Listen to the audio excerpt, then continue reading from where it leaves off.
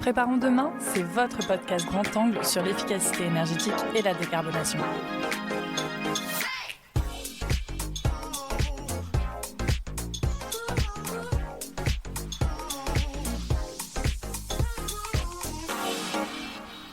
Bonjour à tous et bienvenue dans ce nouvel épisode de Préparons demain. Que vous soyez un acteur du dispositif des C2E, un bénéficiaire engagé dans un projet d'efficacité énergétique ou tout simplement intéressé par le mécanisme qui soutient la transition énergétique en France, vous avez sans doute entendu parler de la 6e période des certificats d'économie d'énergie qui débutera en janvier 2026. Alors je fais une toute petite parenthèse, si ce dispositif vous semble encore un peu flou, je vous recommande d'aller écouter notre épisode dédié. Je vous mets le lien de celui-ci en ressources, vous verrez c'est un excellent point de départ pour mieux comprendre ce qui va suivre. Mais alors pourquoi parle-t-on d'une 6e période ? Eh bien parce que le dispositif avance par étapes, tout simplement. Tous les 4 ans environ, une nouvelle phase démarre et l'État redéfinit les objectifs d'économie d'énergie et ajuste le cadre pour les atteindre. Alors quels seront les objectifs de cette nouvelle période ? Quels changements faudra-t-il anticiper et quel impact cela pourrait avoir sur vos projets ? Eh bien pour nous aider à y voir plus clair et mieux comprendre les enjeux de la 6e période, aujourd'hui j'accueille au micro de Préparons demain Jérôme Vallès qui est directeur des opérations C2E chez Certinergie et Solutions. Alors, bonjour Jérôme, merci d'être avec nous aujourd'hui pour parler de la 6e période des C2E. Merci Aurélie de m'avoir invité pour échanger sur cette thématique qui est très importante pour tout le secteur. Et c'est parti, je commence avec ma première question. Alors j'ai rappelé assez brièvement dans l'introduction ce qu'était une période dans le dispositif des C2E. Est-ce que tu peux réexpliquer un petit peu avec tes mots et nous dire ce que ça recouvre et pourquoi ces périodes, elles structurent tout le dispositif ?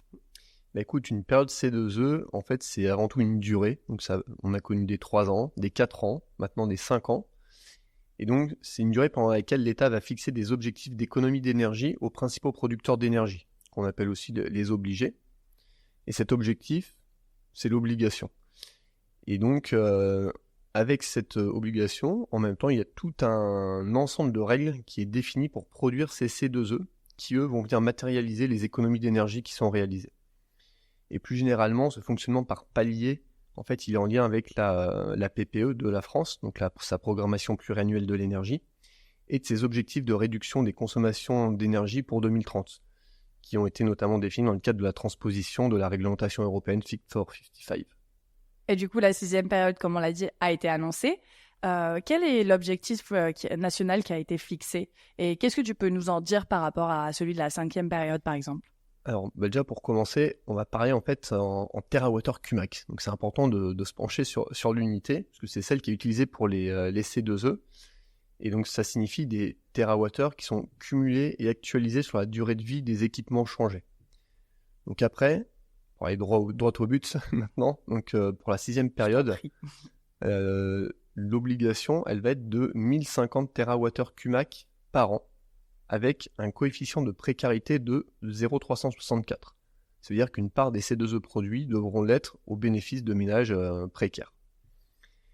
Et ça représente tout de même des financements à hauteur de 8 milliards d'euros par an, et c'est pas rien, quoi. Et si donc maintenant on fait la comparaison avec la 5e période, alors ce qui est un peu particulier, c'est que l'obligation a changé en cours de route pour la 5e période.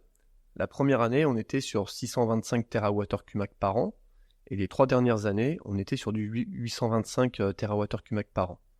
Donc ça veut dire que si on se base sur les dernières années, on va avoir une hausse de 27% de l'obligation sur la 5e période. Et le coefficient précarité va être équivalent à celui qu'on avait sur toute la 5e période. Donc là, on est dans la continuité sur ce volet-là. Eh bien, merci du coup pour ces quelques chiffres. Je te propose du coup qu'on entre dans le concret. Quelles sont du coup les principales évolutions qui sont pressenties pour cette 6e période ? J'ai entendu qu'on parlait de renforcement des pénalités, de l'évolution de certaines fiches standardisées ou même, je crois, de renouvellement de certains coups de pouce. Est-ce que tu peux nous éclairer, s'il te plaît ? Alors écoute, très bonne question, parce que c'est quand même ce qui intéresse tous les acteurs. Donc déjà, ce qu'il faut savoir, c'est qu'il y a une première étape de franchie le 4 novembre dernier, à savoir que le décret P6 a été publié, et donc lui, il vient modifier le code de l'énergie et acter du fait qu'il y aura une 6e période, et ensuite de ses grandes orientations. Après, on va attendre des décrets d'application pour connaître un peu plus les détails. Néanmoins, à ce stade, ce que l'on connaît, c'est que, en tout cas, ce à quoi on s'attend, c'est un renforcement et un meilleur ciblage des contrôles de la part du PNC2E, pour aussi mieux appliquer l'arsenal de pénalités qui avait été renforcé dans le cadre de la loi Cazenave. On s'attend également à un meilleur encadrement des organismes d'inspection, donc tous les bureaux de contrôle, notamment quand ils ont un refus ou qu'ils perdent une accréditation, pour qu'ils ne puissent pas la repasser tout de suite, qu'il y ait également une indépendance capitalistique totale avec l'ensemble des autres acteurs de la chaîne, ou encore qu'ils mettent à disposition l'ensemble de leurs rapports auprès du PNC2E, pour éviter des falsifications ultérieures. En troisième point, donc, on s'attend à un encadrement réglementaire des pièces électroniques, pour assurer l'intégrité, la traçabilité et la conformité des documents qui seraient soumis sous un format électronique. Alors ça, c'est un vieux serpent de mer que tous les acteurs attendent, et j'espère que ce sera à la hauteur, en tout cas, des premières annonces qu'on a pu avoir. Ensuite, quatrième point, c'est l'évolution du registre national des C2E, avec en particulier un dépôt à l'engagement et l'ajout de pas mal de données pour améliorer le pilotage et l'évaluation du dispositif. On s'attend également à ce qu'il va y avoir donc 2 programmes majeurs pour mieux évaluer le dispositif et lutter contre la fraude. C'est les programmes Prodicé. On parle quand même de 80 millions d'euros de programme, donc c'est pas rien, c'est pas anodin. Un autre élément assez structurant, c'est la création d'une doctrine pour la création des fiches d'opération standardisées, avec notamment le passage en énergie finale intégrale sur l'ensemble du catalogue au fil des révisions de fiches et des créations. L'intégration d'un temps de retour sur investissement supérieur ou égal à 3 ans et d'un reste à charge minimal pour le bénéficiaire, afin d'éviter c'est les effets d'aubaine et les risques de fraude associés, clairement. Et il y aura également un coefficient de bonification qui pourrait être inférieur à 1, qui peut être introduit dans le cadre de cette doctrine. Ça, j'y reviendrai peut-être un peu plus tard si on a le temps. Et enfin, c'est la réflexion au moment de la création de la fiche sur les schémas de fraude potentielle et des moyens à mettre en œuvre pour lutter contre. C'est vraiment de se dire, au moment de créer la fiche, c'est nos amis margoulins, qu'est-ce qu'ils vont inventer pour essayer de faire des faux C2E et de gagner de l'argent. Le but, c'est de se dire, ok, on réfléchit déjà à ça, et on cadre suffisamment la fiche pour éviter ces effets-là. Et puis le dernier point, c'est quand même la prolongation des principales bonifications et coups de pouce, donc en particulier sur la mobilité électrique, ou sur la partie chauffage des bâtiments tertiaires et résidentiels, et les rénovations performantes des bâtiments, soit collectifs ou individuels, donc, qui sont des points assez importants et attendus par l'ensemble des acteurs. Eh bien, merci beaucoup, Jérôme. Effectivement, tu viens de citer pas mal de choses. Donc, je te propose qu'on revienne sur certaines des évolutions que tu as évoquées, notamment celle du système de pré-dépôt. Il s'agit de quoi exactement et c'est quoi l'objectif de cette évolution ? En effet, je parlais de cette mesure-là qui est, je pense, assez clé et qui vient changer pas mal de choses pour les acteurs. Alors ça va être pré-dépôt, dépôt au moment de l'engagement, donc la signature des devis, c'est un peu la même chose, on attend le terme exact officiel. Mais au final, c'est pas si nouveau que ça, parce que sur la fin de la 5e période, il y a eu pas mal de fiches qui ont été abrogées. Et en fait, à chaque fois que les fiches ont été abrogées, le PNC2E nous a demandé de faire un reporting des engagements des opérations. Et en fait, le but de faire ce reporting-là, c'est de lutter contre la fraude et en particulier contre tous les risques d'antidatage des signatures de devis, tout simplement. C'est-à-dire que si tu signais ton devis avant telle date, tu peux avoir de meilleures conditions financières que si tu le signais après. Et donc là, cet objectif-là, moi, je l'associe vraiment à une lutte contre la fraude. Mais du coup, c'est pas neutre pour les acteurs, parce que ce qu'on comprend, c'est qu'ils vont vouloir généraliser cette pratique-là. Et on ne connaît pas encore toutes les modalités pratiques, et notamment quels vont être les délais associés. Parce que l'impact va être assez important pour nous, mais également pour nos partenaires. Ça veut dire que dès qu'ils signent un engagement, il va potentiellement nous remonter très vite pour qu'on puisse le retransmettre extrêmement rapidement à la DGEC. Que si je fais le lien avec les précédents reportings, on parlait de 1 mois, les plus rapides devaient être faits sous 15 jours. Ça pose quand même beaucoup de questions, notamment quand on travaille avec des acteurs en B2B, où il peut y avoir des délais bien supérieurs à ça pour nous transmettre des pièces. Et le risque derrière, c'est quoi ? C'est que tout simplement, des travaux éligibles ne puissent pas être valorisés. Eh bien, merci beaucoup pour cette réponse. Alors, tu as aussi parlé de TRI, donc de temps retour sur investissement. J'ai une petite question aussi à ce sujet. On en parlait avec le 71e arrêté. On avait justement amorcé un changement de logique qui intégrait le critère du temps de retour sur investissement pour évaluer la pertinence économique du soutien des opérations via les C2E. Donc cette logique se poursuit. Comment elle s'amplifie sur cette 6e période et comment ça va s'appliquer concrètement?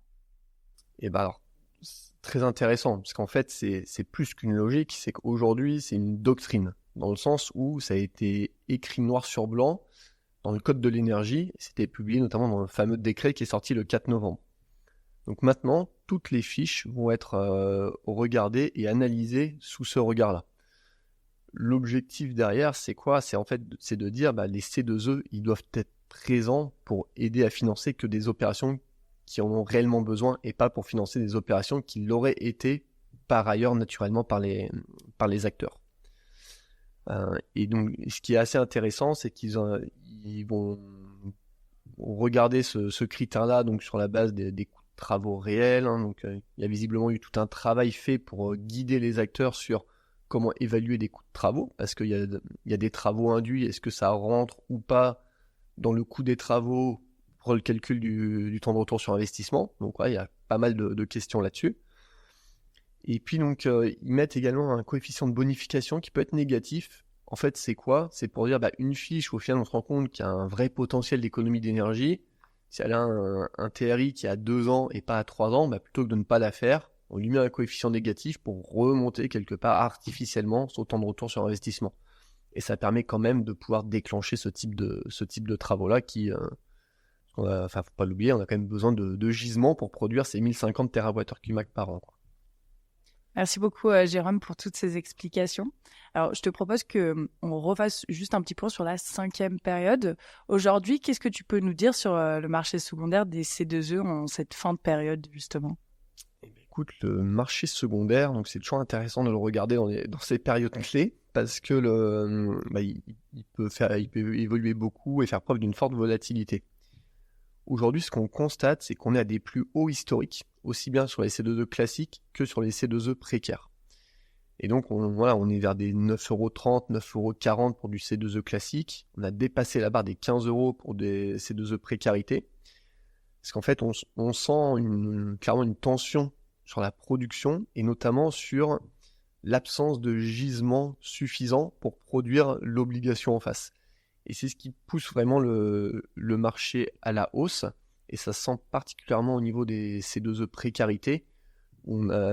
Historiquement, les C2E classiques ou précarité ont des prix très proches. Et là, les prix se sont écartés très fortement depuis 1 an avec la perte de la plupart des gisements en C2E précarité. Alors maintenant que la 6e période a été annoncée, c'est quoi les prochaines étapes? Je ne sais pas, par exemple, au niveau des textes, quel texte on attend? Quel va être le calendrier de mise en œuvre pour les acteurs du marché? Est-ce que tu peux nous en dire un peu plus, s'il te plaît?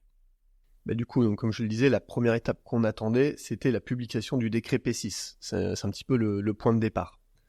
Après, les prochaines étapes, il va y avoir une concertation sur les prochains arrêtés, donc notamment, on parle de l'arrêté modalité, qui va définir un petit peu tous les moyens de production. Et suite à cette concertation, cet arrêté sera publié. Alors, c'est pas le seul, il y a aussi les autres arrêtés associés. Donc, on parle de l'arrêté du 4 septembre, de l'arrêté du 19 décembre. Voilà, je passe les noms techniques, mais il y a tout un pool d'arrêtés en fait qui définissent les modalités pratico-pratiques. Et aujourd'hui, c'est ce que les acteurs attendent pour pouvoir faire évoluer leur système de production interne et être prêts au 1er janvier 2026 pour cette 6e période. Puisque ces arrêtés-là devront être publiés de toute façon avant le 1er janvier pour une mise en application dès l'année prochaine.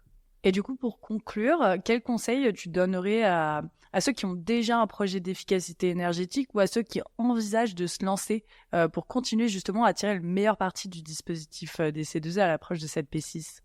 Moi, ce que je leur dirais, c'est si vous avez des interlocuteurs dédiés, des spécialistes auxquels vous faites appel, comme des délégataires, c'est rapprochez-vous d'eux pour savoir dans quelle mesure votre projet d'efficacité énergétique il va être ou pas impacté par les prochains projets de texte. En particulier, c'est si vous faites appel à une bonification ou s'il y a une fiche qui est en cours de révision, c'est bien de le savoir pour savoir s'il est opportun soit d'accélérer le projet pour le signer au plus vite, soit d'attendre les nouvelles moutures qui peuvent être au final plus intéressantes. Et ça, c'est aussi notre métier chez Certinergie d'accompagner nos partenaires là-dessus pour les aider à obtenir le meilleur financement dans leur projet d'efficacité énergétique. J'espère que Jérôme, tu as éclairé nos auditeurs aujourd'hui sur la P6 qui approche. Et je te remercie d'avoir pris le temps de nous expliquer tout ça. Écoute, merci à toi Aurélie. Allez, je te donne rendez-vous pour la P7 du coup. Super, à bientôt. Merci beaucoup Jérôme pour cet éclairage sur les grandes orientations de la 6e période des C2E qui, rappelons-le, débutera le 1er janvier 2026. Alors, ce que l'on doit retenir de cet épisode, c'est que cette nouvelle phase introduira des objectifs d'économie d'énergie renforcés, une hausse du budget alloué au C2E qui atteindra désormais, comme l'a dit Jérôme, près de 8 milliards d'euros, mais également un renforcement des contrôles et des critères de qualité des opérations.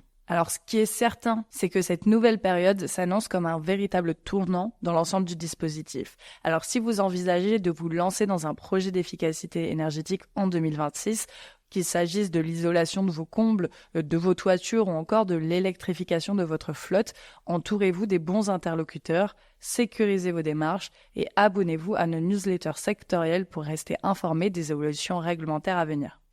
Merci à toutes et à toutes de nous avoir écoutés et je vous dis à très vite dans un nouvel épisode de Préparons demain.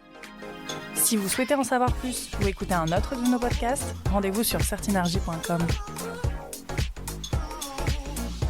Tous ensemble, préparons demain.